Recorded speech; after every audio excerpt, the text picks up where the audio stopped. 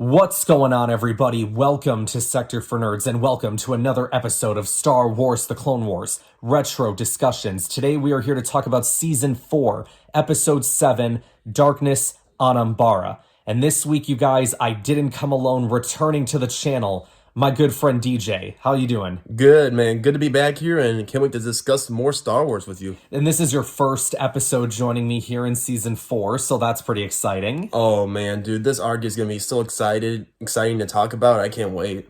Yes, indeed. And today we are talking about the first episode, the first of 4 episodes of what a lot of fans consider to be one of the best arcs in the Clone Wars, and that is the Umbara arc. Oh, yeah, can't wait, man. It's one of the better arcs in Season 4. This episode was directed by Stuart Lee and written by Matt Michnovetz, who was actually the person responsible for writing this entire arc, so awesome for him.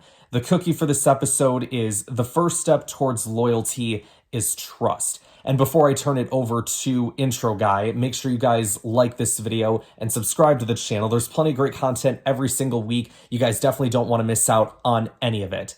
So, without any further ado, Intro Guy, take us through and let us know what is going down in this arc. War in the expansion region. As the Separatists heighten their grip over vital but isolated supply routes, the Republic launches a lightning strike into a remote ghost nebula to control the strategic system of Umbara. Republic forces smash through the Separatist blockade in an effort to claim the shadowy world.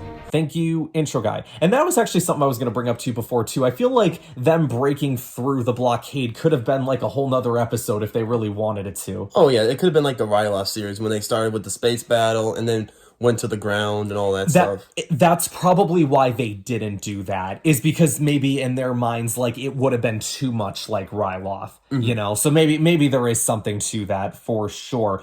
So yeah, man, like, this is an episode. This really is, you know, DJ and I have talked before about, like, what a Clone Wars style episode feels like. What does that mean? I think this episode is, like, the perfect definition to that. Oh, yeah, of course. Like, when they start out, you know, with breaking through the blockade and then getting ready for the ground assault, it has, like, that video game Battlefront 2 vibe, you know? Like, oh, yep, this is going to be a Clone Wars battle right here. Now, the goal of this arc, you know, the goal for our heroes is to take the capital of Umbara. You know, Obi-Wan talks about how Masters Krell and Tin, they've already got their troops going. Their battalions are going to go out there. Obi-Wan's going to go and support them, but it's up to Anakin and the 501st, arguably, like, the best battalion in all of the clone battalions, to be able to, like, take the troops and march toward the capital from, like, using a different route, distracting the enemy. And, you know, Rex even says at one point in this battle, like, we have to move forward. The other battalions are counting on us. Best quote in Star Wars, the Clone Wars, by the way. One of our favorite quotes. That is one of your favorite quotes, isn't it? Is that one? Well, he sounds like, you know, that motivational leader, you know? And I'm like, they're like, dang it, I'll go in there and fight for him, for crying out loud, you know? This is a big episode for the clones. And Rex actually has another line that I'm going to get to later that actually is one of my favorites in the entire show as well. But we get to, guys, we are introduced. I don't even want to say introduced, but we're reintroduced to a lot of the 501st troopers that are, you know, a part of this battalion. So we get to see Fives, first of all, which I think a lot of us, you know who Fives is and know his story up to this point. But there's a lot of other clones that maybe we've seen a little bit throughout other arcs, but we don't really know too much about them yet. Like, for example, like Jesse and Hardcase. We saw them in Seleucami, you know, when they're hunting for Grievous. And then we get, like, all these new troopers, like Top. Wait, have you seen Kix? Yeah, Kix was in Seleucami. Kix was in Seleucami, yeah. So I don't think we actually get Kix in this episode, or if we do, we don't get a name mention of him. But actually, to be fair, we didn't get a name mention for Jesse either, but I know I saw him in there. We knew it right I away. knew his helmet, so I knew he was in there. But yeah, no, they don't mention Jesse by name yet, and I don't think they mention Kix by name yet until the next episode, because there's a big scene that goes down between him and Rex in the heat of battle, which we're definitely going to talk about. And we get introduced to Dogma. To Dogma, yep. Yeah, he's we're introduced to him as well. So yeah, man, there's a lot of troopers in this. Speaking of a lot of troopers, all those walkers just marching forward on the battlefield, man, that was so cool. Bro, that was, like, amazing to watch, you know? Like, you don't see that every day in Clone Wars, and... No. Like, I'm not gonna lie, this is, like, an all-out battle here. Like, seriously, this is what we grew up, you know, like, making as kids, you know, with our toys and all that. Like, we actually got this in this Umbara arc. I'm like, man, my dreams are coming true now. This is yeah, dude. Like this is our childhood, man. And I always talk about it on this channel. Like me and my brother, we were always in the freaking trenches when it comes to this show. We love it so freaking much, and we love this arc, which is why we're very excited to be talking about it. One of the other crazy things in a part of this battle too was those crazy plant creatures with like the vines for arms. That like what he ended up eating one of the clones. Poor clone. Yeah, and then luckily Fives had a detonator that he just like chucked in his mouth, and then kaboom. Well, like seriously, they're going to a dark planet, and they're like, okay, we have no idea what we're gonna get thrown at here, but we're gonna go head on, Yep. almost like a Clone Force 99 tactic, like we're gonna go head on. Sure. And then we get like this Umbara ship bombarding people, and then Rex is like saying, everyone take cover and all that. So like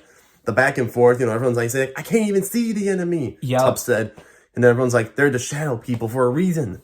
And then on top of that too, like those crazy cannons that they had. Next episode, we're going to see like some of their crazy technology as well. But yeah, that's the other big thing in this episode is we're not fighting droids. We're fighting like actual people that are defending their home. And it just so happens that they are aligned with the Separatists, right? Yeah. One of the other big parts that happens, as the episode goes on is like the men take some rest, and this little bug starts crawling around the area, and he starts zapping the clones, and all of a sudden the Umbarans just come from behind and they start shooting everybody. I don't know what that one clone was thinking when he tried to get into the walker. I don't know what he was thinking there. Like seriously, if you talk about like IQ, he had 0 IQ there, because he's like, oh, ambush, and then he gets shot like right away. I'm like, buddy, that was expected to happen. Didn't do anything. Exactly. One of the notes that I took in this episode is the idea that like Anakin listens to his fellow men, because when they're talking about the Y-Wings that are going to bombard the enemy, Rex says like, I recommend that we move our forces like across the landscape here. That way we're away from it, in case the bombing overshoots, we won't get hit by it. And Anakin takes that as like, oh, that's a good plan, Rex. Like let's move forward. Let's move our troops forward. So very much contrast in the general that we get later, who doesn't listen to Rex's recommendations. When there's an incoming ship coming in after the bombardment, and then you hear the music slowly getting evil and like suspenseful, it's this General Pong Krell, and when he gets off the ship, it's like, oh crap, something's about to happen here, and I'm not gonna like it. So Krell tells Anakin that you have been summoned back to Coruscant by order of the Jedi Council via the Supreme Chancellor, and the Council obliged. And I was like, oh, okay, that's interesting. So Anakin's like just being taken out of, in the middle of this intense battle, he's now having to leave his men there. And now Krell, I guess, is taken over in his command. And I was like, oh, okay, that's an interesting thing to happen. But, Rex immediately, like, he goes over to General Krell, is super respectful. It's like, your reputation precedes you, sir. It's an honor to be fighting alongside you. And almost then immediately Krell's like, well, I'm surprised that you're able to understand the idea of loyalty for a clone. And I'm like, oh, no, it's going to be one of those kind of people, isn't it? That just doesn't care about the clones. Doesn't treat them as a person. Doesn't treat them as a person, treats them as droids. And that was something that we were talking about before we went on air. Yeah, man, dude, I was so mad. I'm like, oh no, this is not what we need right now in the middle of this intense battle. But yet here we are. Right away, he's like, have all platoons ready to go. And then, they're walking, and Krell sound, oh my gosh, another good Star Wars quote. He was like, quicken that pace, battalion. This is some training course on Camino. I love that one so much. That's one of my favorite Krell quotes, man. That's so good. I love it. And then Fives just walks up to Rex and is like, the general's got away with words, isn't he? And I do respect Rex for trying to keep the peace. He's like, look, he's just trying to keep us on schedule. Let's not start anything. Like, everything's all good. Let's just keep the peace, keep moving forward. And then we find out we've been keeping at a pace here for 12 hours. So, like, whoa, what, you mean to tell me you guys have been marching for 12 hours? You guys haven't taken a break, nothing? No food, no rest? Nothing, yeah, no food, no rest. And Krell's just like, the men don't need rest. They need to worry about the task at hand, and that is taking the capital. And he, is yelling all this stuff at them, and I'm just like, man, I hate this. And then when he's like, if we fail, everyone fails. And then Rex is like, giving like, no, duh, we know the mission, but, we have to be healthy to take the capital, Yep. not going fatigued, and, all of a sudden we're all killed. And then we see that Krell has 2 double sabers. I was like, whoa, that's cool. Okay. Like, That was pretty cool because we haven't seen those since like probably Darth Maul episode 1. yeah, and it's the only time that we get to see him, until the finale episode, of course, that we get to see him use the double sabers in action, and it's on 2 bugs. You Like know? seriously, Yeah. 2 bugs, that's nothing compared to, a battle that Anakin would have fought in. you know? To be fair, though, I think he did have a point, though, where he's like, anyone else want to play with the animals? Because it did kind of seem like maybe if they would have left the bugs alone, they wouldn't have attacked him, because it felt like they kept, shooting, maybe necessarily when they didn't have to. But, yeah, Krell was still very much rude this whole time. And speaking of Krell being rude, not only was he rude, but he was just changing up the rule book on everybody, which, to be fair, as a general of the army, he has every right to do, right? If he feels, you know what, I'm in command now, your current commander isn't here, I'm gonna switch up the strategy here. So here's what we're gonna do. We're gonna march all of our troops down the main path. And immediately I'm like, but surely there's a reason then why Anakin had a different plan of like more of a sneak attack. Surely because like they would like have the area trapped or something, right? Like this is their terrain. They're going to be prepared for a full frontal assault. And, sure enough, they were, because they go through with the plan and the bombs start ticking off on the road. And after that, it's always the behind trick that works. I'm telling you, like The from behind trick. Like, Yep. seriously, a bomb comes in from behind, and then everyone's like, we've been completely exposed. Yep, and they don't have any cover. The one moment where Fives just like elbows the guy in the head, and the air from his helmet prevents him from stop breathing, and then Fives just puts him out of his misery. Cobra Kai, no mercy, man. Yeah. Well, and you know what? Now that I think about it too, that is really interesting that the Umbarans can't breathe the air on their own planet. Yeah, that was I'm like, okay, so why do they have the helmets when it's their own terrain? Like, surely they could breathe on it or whatever. But clearly not. You know what I'm saying? That's what I'm saying is like so interesting about that. Oh, hard case, man, during that battle, he had so many awesome quotes, and I'm telling you, This episode had so many good quotes. He's like, you want a piece of this? Shout out. Hardcase is my guy. Hardcase is my favorite clone, I think, in the 501st from this arc. I absolutely adore Hardcase. There's a moment later too when like they fall back and the Umbarans are all running away. He's like, "Where are you going?" And he's just the guy with the machine gun letting them all have it. The final stand almost, when Yeah. he's like showing off his like pose, whatever, like every other Jedi, One of my favorite Rex quotes from this arc and from the whole show, and it's even one that they use when they brought back the original season 7 trailer with like all the helmets and stuff. Do you remember this? Like when they're like showing the shot of all the helmets and it's like a war left unfinished until now. They use that quote in there too. And the quote is this: "We need to fall back. We need to draw them out in the open. If we can draw them out, we can see them. If we can see them, we can hit them." It's something along those lines. They're coming from all directions. We don't have any cover. We need to pull back. Get them to follow us. If we can draw them out, we can see them. If we can see them, we can hit them. All squads, fall back now! And it's always just like that moment. It just always gives me goosebumps when I'm watching it. And then he's just like, "All squads, fall back now." And Rex, like, he's clearly disobeying orders, but he's doing it to protect his men because they've all just gotten surrounded. And Krell's just sitting there like, "What are they doing? What the F are they doing? Like, go and save their men. Stop this now." He then charges past Fives to go over to Rex. And he's like, "Are you malfunctioning, trooper? Like, you had an order, you disobeyed it." And Fives, to his credit, my guy Fives, man, he sit there and he's like, "Sir, Captain Rex just saved this platoon. Surely you won't fail to recognize that." And every time I'm just like, "Oh!" And then Krell just pulls out his saber and he's like, "Arc Trooper 5555, stand down." That's the other thing about this episode that we haven't talked about. Krell doesn't even refer to them by their names too much. It's always by their numbers. It's like droids one for the separatists, almost like TK22, whatever. Sure. This is another one of my favorite Rex moments here from the show, man, is when, Krell's going through this stuff with him about talking about how he failed. And Rex just goes, he like snaps back at him. He's like, "Sir, with all due respect, I went through with a plan that, in my eyes, was severely flawed. It was a plan that costed us men, not clones, men." Now that's a true leader right there. It's accountability, be like, I went through with it, but it sucked as a plan. I can't do that. And not only that, but it's just like, you're not going to treat my brothers like they're not real people. That wasn't a plan that costed us droids. That was a people that costed us real human beings that just sacrificed their lives for a stupid plan.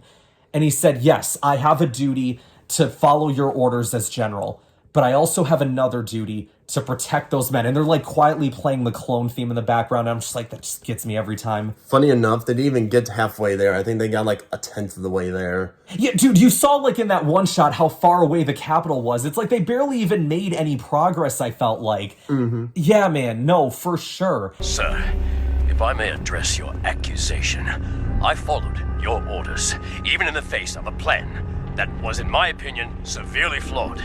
A plan that cost us men, not clones, men!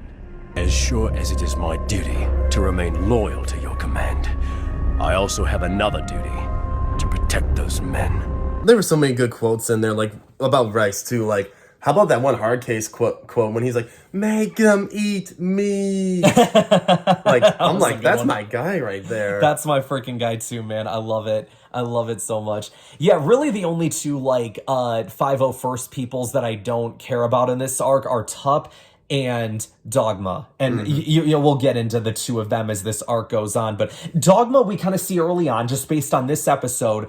He did have one line where he said, like, do you ever think that maybe the general knows what he's doing? Like, he felt like he was standing up for Krell because nobody else was. Well, he was just trying to, be the teacher's pet or the kiss up, because he's like, maybe if I do good here, I can get a promotion or whatever. Sure, maybe that's what was going through his mind. I don't know. Not be like the rest of the game when they're like, okay, we don't care, like, we'll follow, if we agree with the plan, sort of thing. Sure. If it's like a suicide mission, they're like, yep, disobey orders. When Don was like, well, I, for one, think that, is a good thing, Yeah, and then at the end of the episode, Krell tells everybody, like, he kind of, like, cuts off the rude temper that he had, and he kind of just like, all right, look, man, look, I know that I'm not the typical general that you guys are used to having, right? I'm not like General Skywalker, but my strategies are proven effective, and it may be difficult to see that, but there's a reason I'm in the position that I'm in.